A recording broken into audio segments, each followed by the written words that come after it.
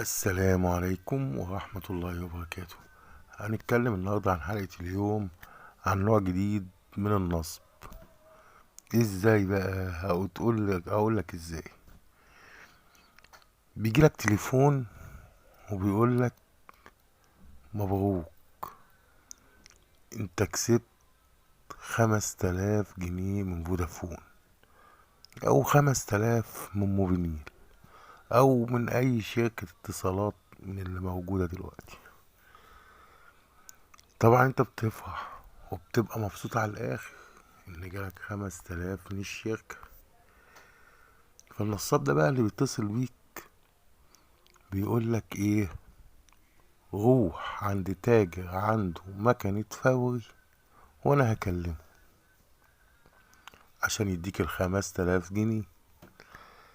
حضرتك بتروح رايح عند مكنة فوري، تاجر مكنة فوري، وبتقوله خد كلم التليفون ده. هو بقى النصاب بيقوله في التليفون: حول لي على الرقم اللي معاه 5000 جنيه اللي هو متصل بيك اصلا. طبعا انت زي الشاطر واقف مش شايف حاجة ولا عارف حاجة، وبتاع مكنة فوري بيفرح وبيزقطط، هيحول 5000 جنيه على المكنة بتاعته. فبيروح عامل ايه؟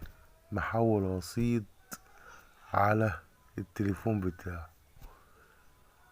وانت تتدبس انت في ال5000 جنيه بتاعك. كده التاجر عايز ياخد منك انت 5000 جنيه. فما تسمعش كلام اي حد يقولك انت كسبت مبروك. طبعا ودي انتشرت كتير وناس كتير الموضوع ده حصل معاهم. وشكرا، شكرا لكم.